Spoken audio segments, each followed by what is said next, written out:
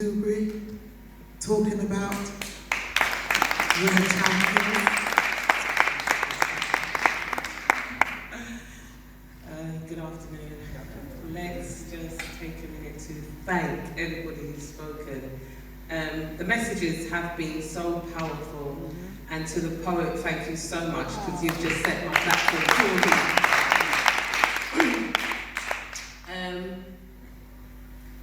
When Pastor Pauline, who I'd like to thank for inviting me to come, she said, "Claudine, can you come down and just share a little bit about what you do and talk to the congregation for us?" I said, "What do you want me to talk about?" And she said, "That film that you was in, When Children Kill." So I'm going to do a little bit about that, but I'm going to set the scene. When looking back at When Children Kill, I look back at a newspaper article which was published in 2016. And in 2016, the Telegraph had an article that said 400 children under the age of 18 had been incarcerated for murder. That's 400 children. That's 20 children a year under the age of 18 we have in custody for murder. Okay? Now, those figures were published in 2016, and we get our figures every 5 years from the government's office. So we can expect new figures will be coming out soon. The question's going to be, are the figures going to be much different? Would they have changed? And we know that they're not going to have changed. And if anything, they're going to be worse. They're going to be worse. With what's going on the streets at the moment, the figures are going to be worse. And why are the figures going to be worse? Well, let me give you a little bit of background to what I do. I run an organisation called Taking Positive Steps. And what we do, we work with children and families in the community. We work with mothers and fathers who've got challenges in the education system. We work with families who've got children who are in gangs on the streets. We provide support. And we also work with children and young people who are in prison. Now, we've got a prison programme based in Swaleside, and Swaleside is on the Isle of Sheppey. And these are lifers. So recently I've met a lot of prisoners who have gone into custody at the ages of 14 and 15. Wow. And they've been given 35 years, wow. So they're still there. Yeah? And a lot of them have still got 15 and 20 years to do. Yeah? And for them, it's not one of those sentences where you've been given life, but you come out after 10 years. Because if they're still there 15 years later, they're going to do the majority of their sentence. Wow. Yeah? So we're running a prison program called My Brother's Keeper. And we're teaching them how to mentor each other, because a lot of the time when things go wrong in the prison, it's the prisoners. And it's them coming into conflict with each other. So we're teaching them how to mentor each other, how to deal with their issues without the governors coming involved, without there being sanctions, and heavy sanctions. Yeah? Gentlemen, thank you very much. You talked about the prison system. Yes. But in the UK, we don't have a rehabilitating system. It's a holding space. Yeah? As you said, you know, it doesn't allow you to get any older. You get older by age, but do you grow up? Yeah? Are you fit for purpose when eventually you come back out into the community? No, you're not. Yeah? And a lot of the time it becomes a revolving door. You may be out for 6 months, you may be out for a year if you're lucky. And especially if you're on a license, very often you're recalled. Yeah? So that's part of our prison program. But let me come back to our preventative program. We run a schools program called Consequential Thinking, the Leader in Me. And what we're trying to teach our children is to find the leader in them, not to be deterred by the schools, not to be deterred from your dreams by your peers, but to find the leader in you. Recently, in Harrogate, we had an issue that happened on the streets with 2 school children. And that video went viral. Somebody said it went international. It didn't go international. it didn't go viral. It went international. The police in Haringey got calls from Vancouver, from America, from China, and all they wanted to know was, is that little girl okay? And can we do anything to help? That's disgusting. Why have we got other nations calling to say, what can we do? What's happening with our children? Yeah? But a lot of what's happening with our children is down to the school system. That's right. But it's also down to bad parenting. It's down to the fact that we've lost the values within our home. Right. We don't want to be told that we're bad parents. We don't want somebody like Claudine to come in and say, can I help? We don't want somebody to say, well, maybe you need to do things a little bit different. Leroy Logan said there has to be a boundary between you and your children. Because when it comes time to say, excuse me, you don't have that. Because you're raising with them. So you can't then bring them to task. Yeah? We've lost that. Yeah? Also, you said, why are we relying on the government? Yeah? But the government, because we've had so many issues in the community, you know, in Haringey we had the Victoria Columbia. It threw the whole system. We had the baby P. It threw the whole system. The government then said, you can't talk to your children in that way. You can't deal with your children that way. They've taken parents' power.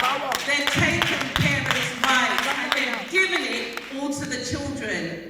My background's in social work, and so many times I hear parents say, well, I won't talk to them too hard because they'll call the social worker, because I'll have social services at my door. Invite social services in, because the one thing I'm going to tell you is we're understretched in social services. Yeah, we don't necessarily want to remove children, but when you have your children mixing with children who are in the care system who says, my foster parents does that, and my foster parents does that, and my social worker gives me that, your child, who you've forgotten the values, who you've forgotten to say, excuse me, I brought you here, so you will follow my rules and regulations, you allow them to say, well, actually, I'm going to tell the social worker. When the social worker knocks on your door, invite the social worker in for a cup of tea. Feed them, offer them the curry and rice, tell them this is how we do it. And by the way, when my child goes out there and they get into a situation, the first thing they're going to say is, it's bad parenting. It's bad parenting. You forgot to raise your children. You left it to the system. And by the way, where's their father? It's always absent fathers. It's not absent fathers, because you know what we do? We bring our children up in the community, but you have eroded that community. Stop relying on the government. Stop saying the government didn't do. Theresa May's just resigned. Who's going to be the next Prime Minister? Are we going to leave it to them? No, we can't leave it to them. We can't leave it to them. We leave it. We, as parents, we find a school for our child.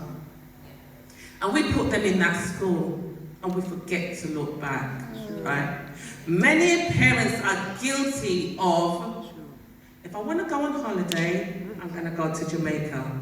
And I'm going to get my itinerary, and I'm going to see what I want to do, and what beach I want to go to, and I'm going to go and see Lieutenant Stitchy, and I'm going to go and make sure that Leroy Logan's there, and this is what I'm going to do. You've got your date, you've got your time, you know what you want to get out of it.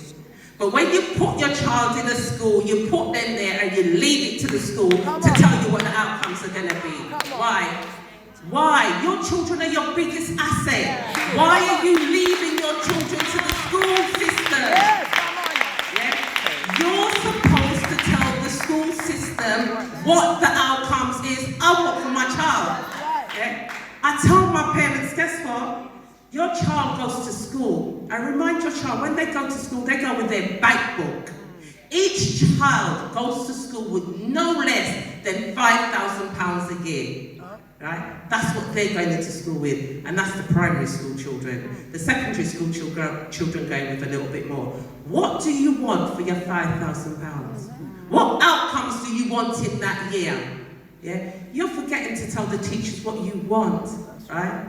Gone are the days, when I was in school, my parents went to school, parents' evenings twice a year. Now we've got parents' evenings once a year because everything is just so stretched.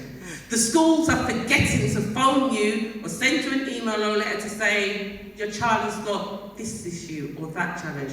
They wait until parents' evening. By then it's too late. How do you then turn the clock back? But then what are you doing? How often do you phone the schools and say, what's going on?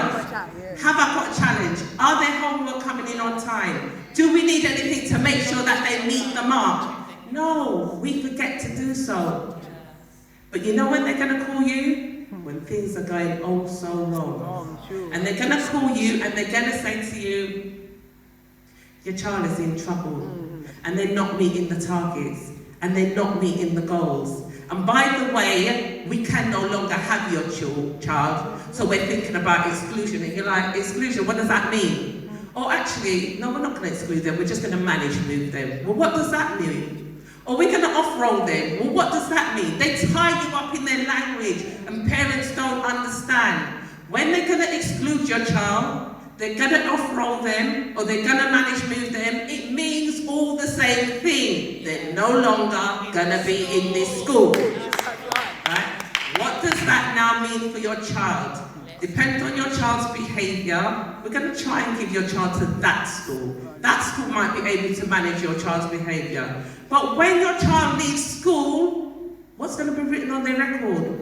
School A couldn't manage your behaviour because you were disobedient. You didn't follow the rules, so we gave you to school B. Now I'm going to take you back just 2 seconds and tell you about an example. A school not so far from here, last year, I was standing outside of the classroom and a teacher of a reception class, that means a 4-year-old child, said to the mum, little Tommy wasn't behaving in class today. He wasn't keeping still and we couldn't manage him. So when you go home, can you teach him how to sit on the carpet so that when he comes back to school tomorrow, he's a little bit better behaved? You saw this mother's face change. And it was like, right, okay, they're about to tie up their hair and we're gonna go to war. And I said to her, hold on, let's have a conversation.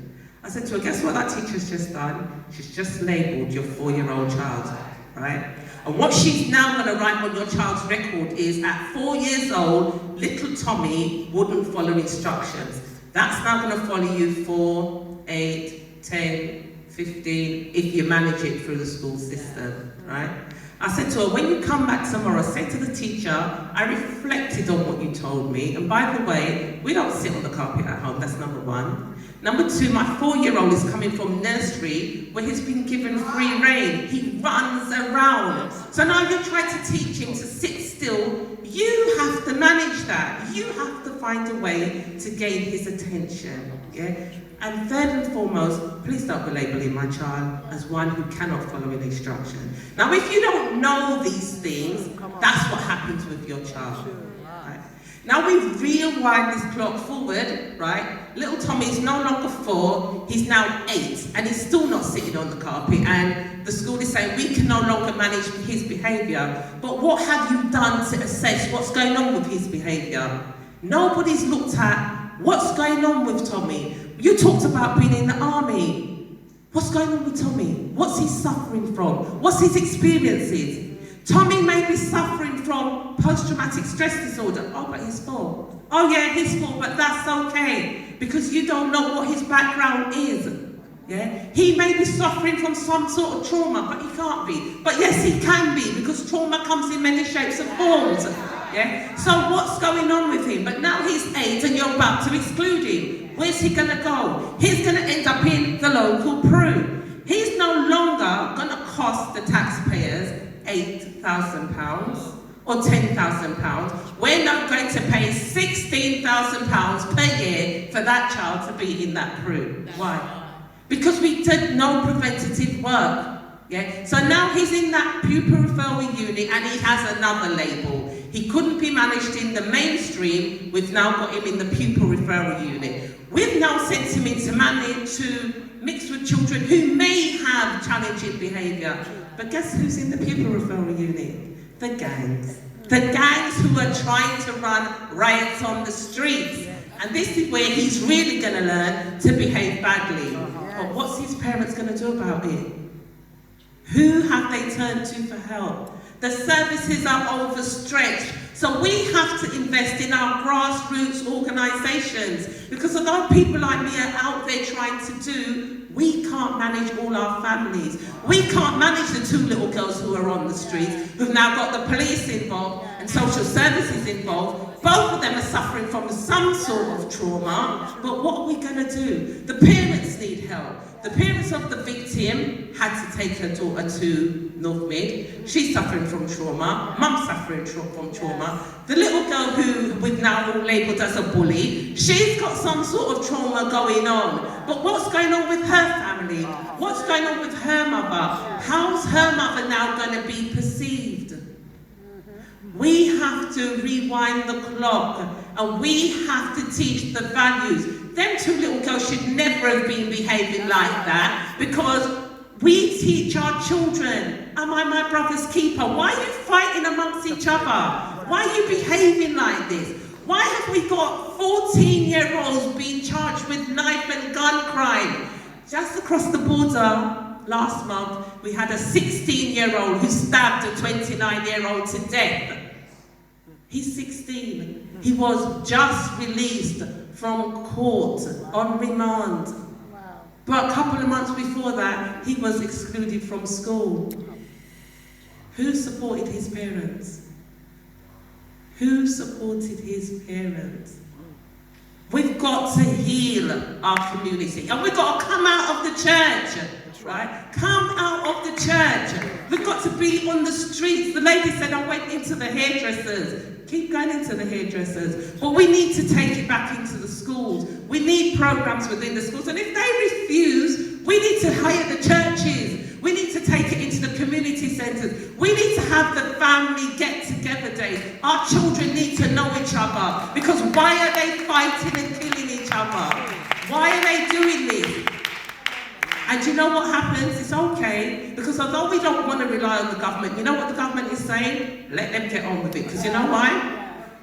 We don't have to pay for you to be in education, right? You ain't claiming any benefits. You're not going to be on the streets creating the havoc. But a bigger picture is you're not in our area, so we don't really care. Yeah? It's our areas. It's our communities, right?